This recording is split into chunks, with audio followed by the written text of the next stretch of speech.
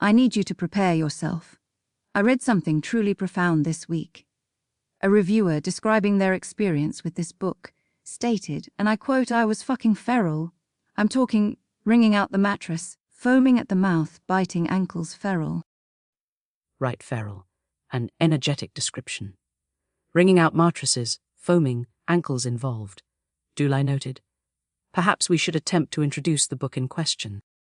Let the good people know what literary masterpiece apparently induces rabies. Or intense feelings. Probably feelings. Indeed, we are discussing Hook, Line, and Sinker by Tessa Bailey. It appears to be the second installment in the Bellinger Sisters series. Bellinger Sisters sounds like a vaudeville act. Are they jugglers? Did the mattress wringer enjoy the juggling? No. The information suggests it's a contemporary romance. Focuses on Hannah Bellinger, a production assistant with a passion for music, who apparently often feels like a supporting character in her own life. The eternal plight. Always the bridesmaid, never the feral ankle biter. I relate. Sometimes I feel like the sidekick in your life, the wacky neighbor who pops in with baffling observations, derived entirely from reader feedback. An interesting theory. The premise involves Hannah returning to Westport, a small fishing town, staying with Fox Thornton, a king crab fisherman. Forced proximity, naturally, and navigating their shift from friends to lovers while dealing with baggage. His player reputation, her career ambitions. Baggage, like steamer trunks full of angst. And this Fox character, oh boy, the readers had thoughts. It seems the central point of, let's call it spirited debate, was Fox himself, his whole internal wrestling match. Yes, that seems accurate. Reviewers were sharply divided. Some found his struggle with his reputation, this imposter syndrome, and what they termed toxic masculinity to be deeply affecting. One noted, Fox's character development is so wholesome and purposefully combats the societal pressures men face. Wholesome like a glass of milk, except this glass of milk is also apparently a notorious town Casanova played by being too attractive. One reviewer put it rather bluntly, "I'm sorry, but I cannot be expected to take seriously the emotional journey of a straight white man whose inner angst centers entirely on being too hot and objectifying women his entire life in an effort not to be objectified first. Poor fella crushed by the weight of his own cheekbones." That is certainly one interpretation of that reviewer's critique. Others simply found his internal conflict repetitive. Instead of the usual snappy pace, it just went on and on, one said. Fox or Hannah would come up with yet another reason. Why they can't possibly be together, and we just went in circles, again and again. Circles, like a dog chasing its own tail of existential dread. Was he a golden retriever? A sad, handsome golden retriever convinced he was actually a badger. Because the descriptions are all over the place, he's a broken man that doesn't know his self-worth, but also pathetic, emotionally stunted, and prone to whining. Some found him sweet and adorable, others wanted to throttle him for being pushy and self-sabotaging. The contradictions are noted. He was described by defenders as having surprisingly rich backstory and depth, while detractors felt his sob story was unbelievable. One reviewer apparently asked if he could get away with it if he wasn't good-looking. An interesting question of aesthetic privilege. Aesthetic privilege, you've coined it. That's the diagnosis for get toxic masculinity. It's acute aesthetic privilege syndrome. Symptoms include brooding handsomely, pushing away nice girls who like Fleetwood Mac, and inspiring readers to either cry for you or call you a run-through, good-for-nothing hoe bag, which, by the way, is another direct quote from a reviewer's summary. Right. A hoe bag. Moving on slightly. Hannah, the female lead, seemed generally better received. Reviewers called her strong, supportive, smart, confident. A queen, a baddie, exhibiting leading woman behavior. A baddie with a fatty, another reviewer quote. Apparently, she stood by Fox, this handsome, tormented badger, retriever hybrid. Though some did find her a bit boring, or too much like his therapist. Which brings us to the question, listeners, is Hannah being supportive, or is she just enabling this aesthetically privileged woe? Is me routine? should she have told Fox to take his cheekbones and his record collection and get actual therapy? Let us know. I think she should have introduced him to competitive dog grooming. Channel that energy. An unlikely therapeutic approach. Another major point of division was the pacing and the level of intimacy. Ah yes, the steam, or lack thereof, depending on who you ask. Some loved the slow burn. They found it raw and incredibly realistic. Others, not so much. It's surprisingly slow for a Tessa Bailey romance, one lamented. This is the first time I'm going to say I wanted more steam in a book by her. Can you imagine? Wanting more steam from Tessa Bailey.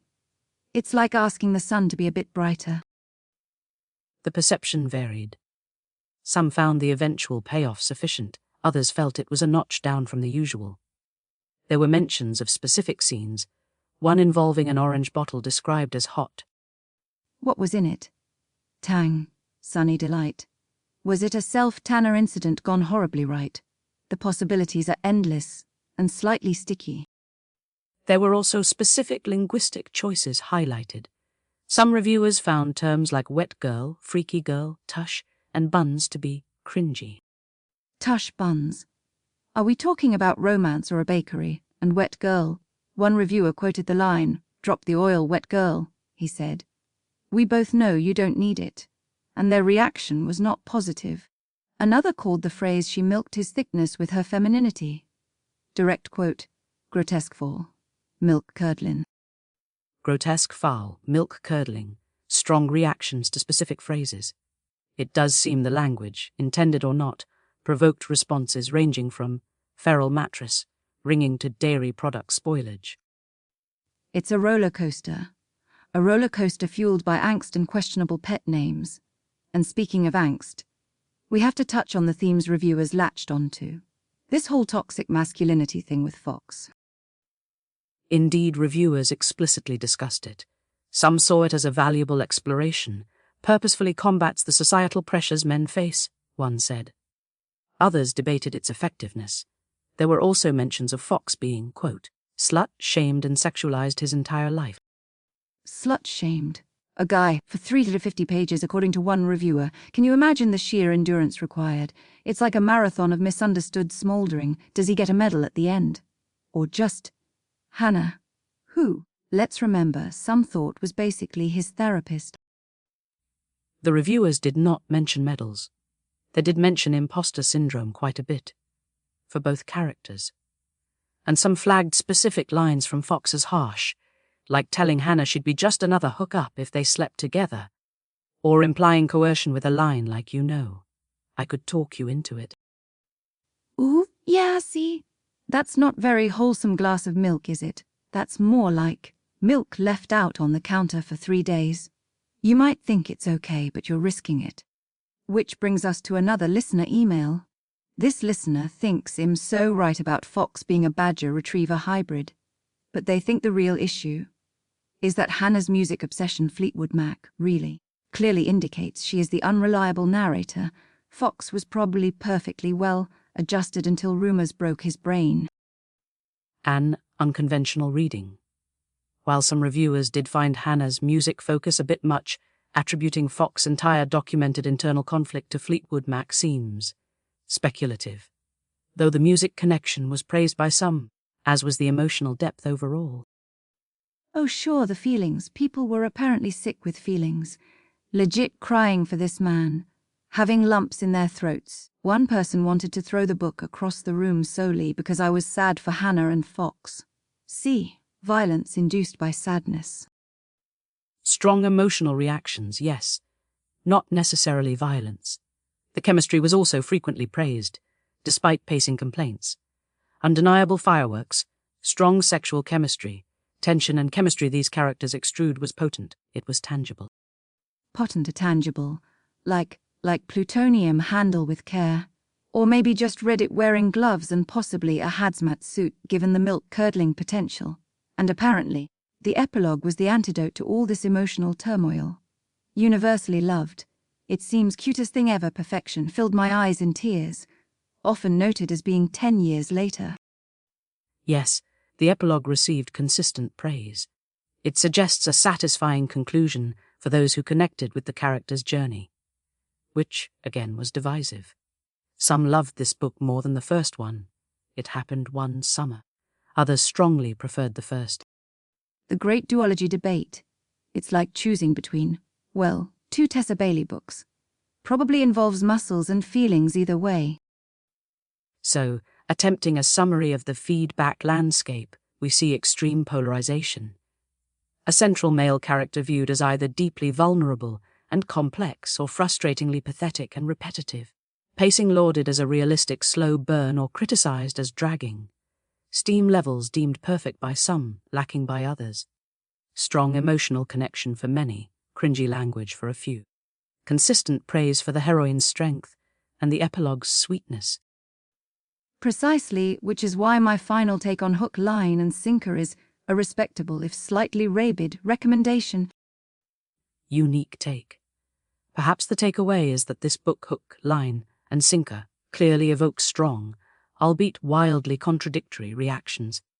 Reviewers seem to agree it deals with feeling like a supporting character, male vulnerability, and the complexities of moving from friends to lovers.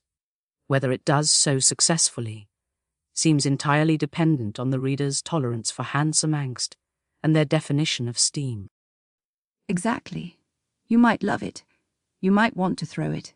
You might find yourself strangely defensive of king crab fisherman, honestly. You probably need to read it yourself to figure out which side of the emotionally compromised fence you land on. A provocative framing. Next time, we might be discussing Sentient Toaster Oven Finds Love. We'll see. It's going to be electric. Literally.